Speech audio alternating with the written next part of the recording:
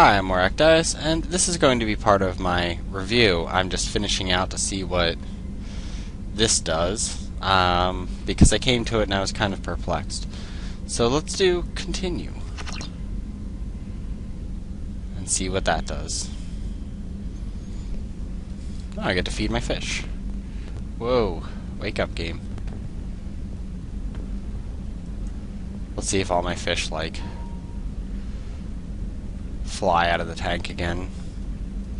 I actually have a lot more fish now. I think my fish came back. Nope, they're flying out of the tank. I apparently feeding them makes them fly away. Oh, that one's coming back. Yeah, I just lost like half my fish because I did that. But yeah, let's see. Yeah, the game's being really buggy. I actually left the game on all night, so it doesn't surprise me if it'll randomly crash.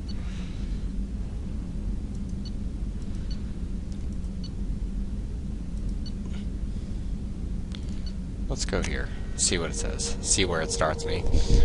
But,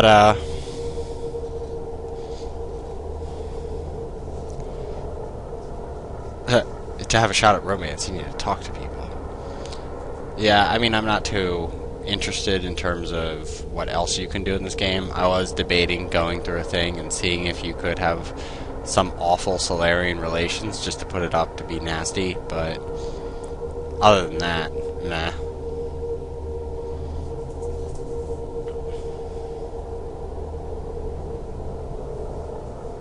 It probably starts me right before the quest, so I'm not really sure. I just want to see if there are any messages. Although I think the game may freeze up.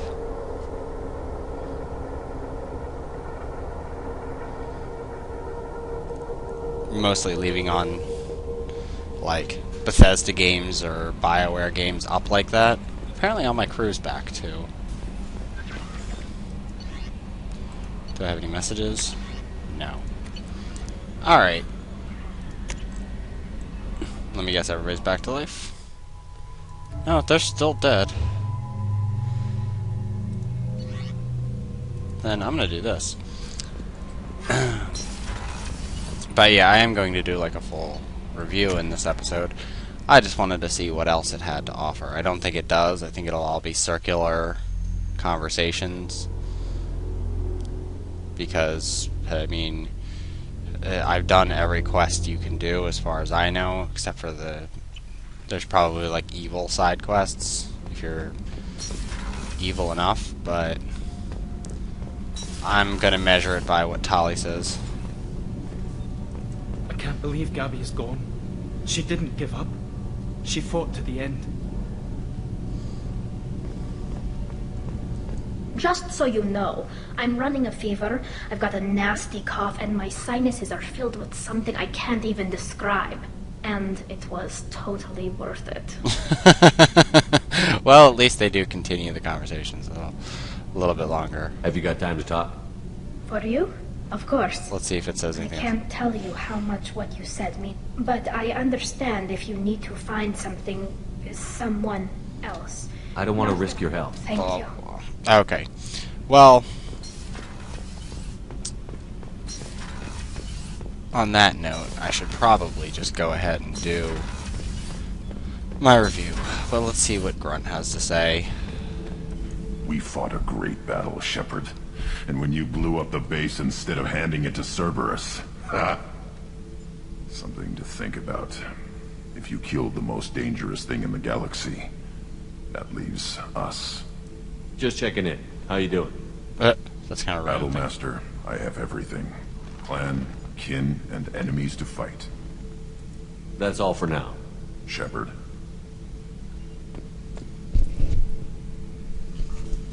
Oh. Okay, that's just my computer waking up.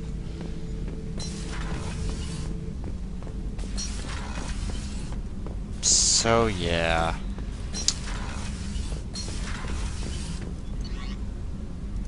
So there's really nothing else, so I'm just going to look at the star map and then I'll start my review. Loading times. You are frustrating.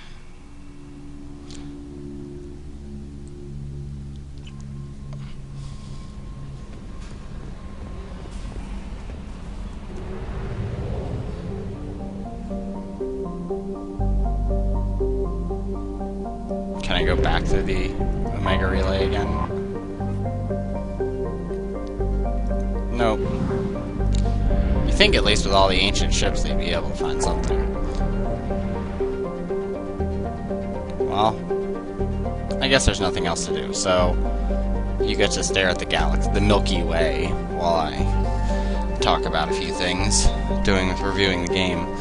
First thing is, let me scroll up. I actually wrote out talking points. Mass Effect 1, the beginning. The beginning of the game, you know, with the mission in the beginning kind of like throwing you into it, like, was good, but you kind of have to develop the world even if it's like a cutscene, just to say like, the year is blah blah blah blah. Like, you have this whole huge world that you didn't bother to explain, and you just threw somebody into like a combat situation, and that's pretty much it. It's not terribly great to do that. Like, I'd prefer if it had started like with a kind of like System Shock 2, where you develop into what you're going to become. That would ideally be better than, you know, doing what they did in this. So I think that it needed more who you were built up in the first place, and considering you in the first one you couldn't really get max Paragon points, it would have been a lot more interesting to be able to kind of set your character up towards the Paragon points in the beginning by like developing more of your character and how he does and what abilities you get by, you know, even saying schooling or historical events or something, or service records or something that would help give you a background on your character and the world before they just kind of thrust it at you. I'm not a fan of games that just throw things at you, because you first of all have to get yourself some sort of suspension of disbelief, especially when it comes to video games. And it's very hard, especially in role-playing games, when they have like you woke up to amnesia. Well, what the frick kind of world is this? Like, oh, go to the king. Well, oh, so we live in kingships now? Like, you really have to develop something with the character in the first place, or some general direction to what's going on in the world and what things are, because if you don't have a good grounding in that, it's not good plot development. Usually it's better when they have kind of something auspicious. Like, I mean, come on now, even friggin' Quake 4 and Doom 3 had good openings like that were just like, Quake 4 is just like, the Strogg are attacking Earth, now we hit them at their home world. Like, granted, they expect you to play earlier games, but they still don't. They still develop you to at least understand what's going on in the world, even if it's like the most basic thing. Like in this, it's just like you're on a planet and Geth are attacking. What's going on? Like, you're not even really aware of what's happening. So that's not really a great way to begin a game. I wasn't a big fan of it. I actually really loathed the opening of the game for Mass Effect 1, and I thought well, that's the reason why a lot of people are either love-hate with it, because the opening is so bad. If you have a bad opening to a game, people won't play it. I mean, it's just as simple as that. But that's pretty much all I have to say about the Mass Effect 1 opening. Now, the main story arc. First of all, twists in characters and advancement in things are important. I want to say that, at first, you have games like Lunar, and since I've LP'd Lunar, if you haven't seen it, go see it now before I spoil it for you. You start off, and you think the main bad guy is kind of like this vile tribe that's invading, and you think there's something, bigger, and then it turns out that it's, Master Gallion is the evil one, and it isn't, there's all these reasons stacked into why it does it. There's, other than, indoctrination, there's no reason why Saren would do any of this stuff. There's just no explanation, there's no background or core to it. It's just Saren is evil, that's it.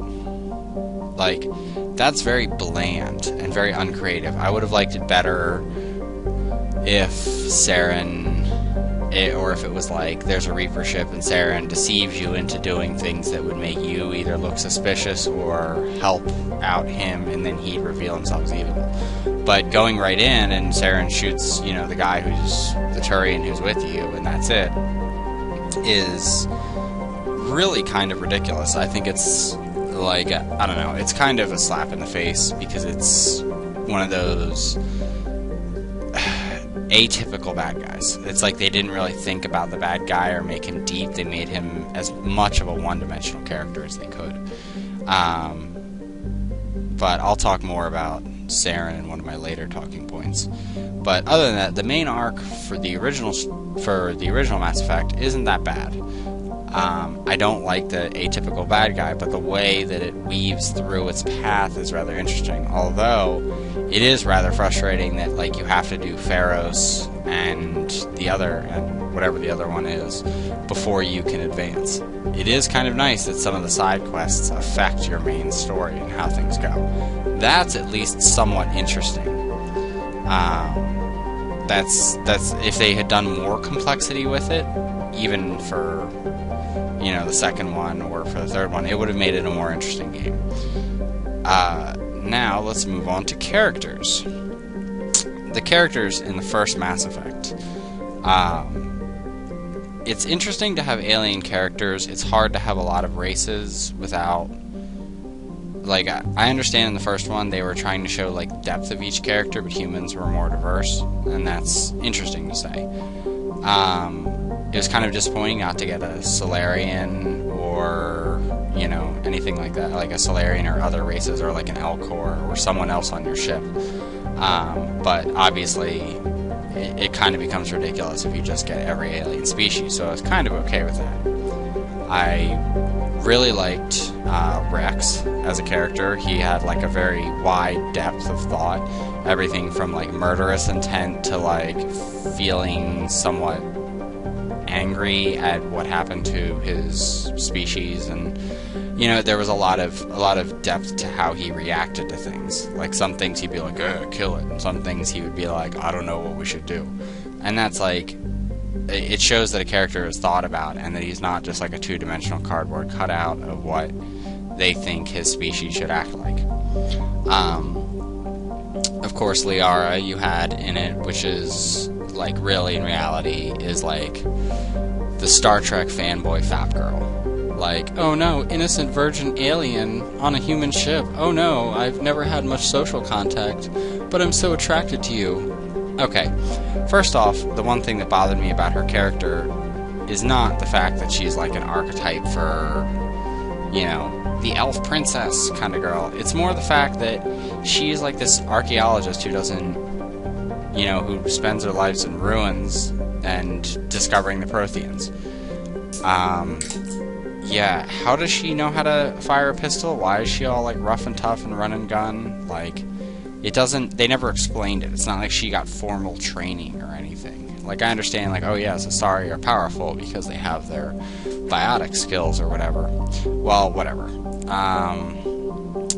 The other characters, like, Garen, or, right? Shit, Garen? Garrett, whatever. The Turian. The Turian was interesting. He didn't really have much to say. He was very straightforward. They made a lot of outright accusations that he was like a drunk and all sorts of stuff like that, that he like basically slacked off on duty, and he seemed to fulfill that character role, that he was like this kind of self-hating, like, drinking guy because he wasn't able to successfully, you know, incriminate Saren. Then you have like characters like Tali, which were rather interesting because they kind of talked about how their world works and how their society works, and was very interested in things, and just a general interesting character to have in, because it's like a kind of different way to think about some alien races. Then you had the two humans, Ashley and Kaidan, whatever his name is. Kaidan was kind of whiny and always like, ugh, my biotic powers are making me sick. It was just kind of like, yeah, whatever, stop whining about it. And Ashley, of course, when it all falls down, is like that red-blooded, I believe in God, America wins kind of character, and I hate that character in any game. Whenever I see that character, I I instantly wish I could shoot them in the face. I'm trying to think of the other characters. Most of them weren't all that memorable. I liked Captain Anderson's character. I didn't like the human embassy. I don't know why the human embassy would give whatever the stupid human ambassador's name was, why they would give him any power whatsoever. I just thought it was absolutely preposterous why you'd have some guy yelling and screaming and acting like an infant in like serious like council meetings and stuff. You know, I don't understand it. He was always screaming or doing something stupid, and I thought it was like, why would you do that? The council as a whole I thought was decent, but again, unfair, unbalanced, just ridiculous and hypocritical. Joker was annoying. Frankly, not a good character at all. Just it's basically a celebrity play-in, and I didn't really appreciate that. I don't like when they just put somebody in to put somebody in, and that's pretty much that. I'm trying to think. I swore there was another member of the party, but I think I never used them. Because we had the Turian, we had the Quarian, we had the Krogan, no Solarian. I don't know. I don't remember who the last character is, and I can't think of it off the top of my head. Well, whatever. If I'm missing a character, blah, that means they weren't interesting enough to even get a mention.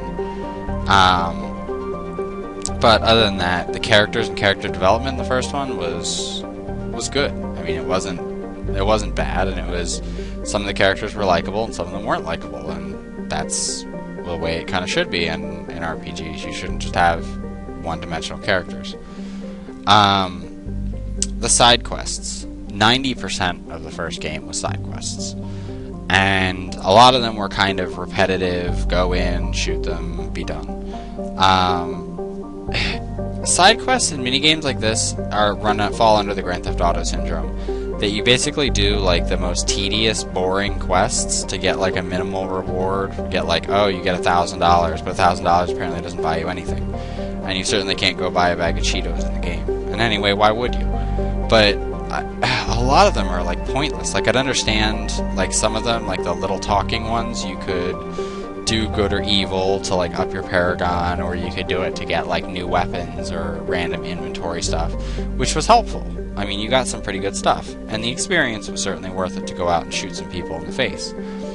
But most of the game really was constructed around doing these little side quests, and frankly, they weren't all that entertaining, and I would prefer to have like line quests where it's like you go in one direction to move towards weapons, you go in one direction to move towards biotics, or like things within the field of the biotics, like a little more clear cut. This felt like I'm dashing and I'm just running through the universe solving everyone's problems, which would rarely be the case. I mean, if you try to do that, there'd be billions of people with problems.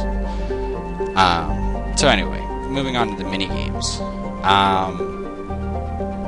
Truthfully, I can't remember the mini-games in Mass Effect 1. Like the unlocking. Oh yeah, it was the circle where you had to move the little arrow. Basically the Frogger clone. The Frogger clone was not that interesting. I mean, it was clever, but it makes no sense. And considering that most of them are so easy, like, why do they have security on anything? I mean, I don't get it. But it was nice to kind of have like chests and stuff here and there, and you get experience and whatever. But I mean, it was just like an extra thing that was more of an afterthought than it was helpful.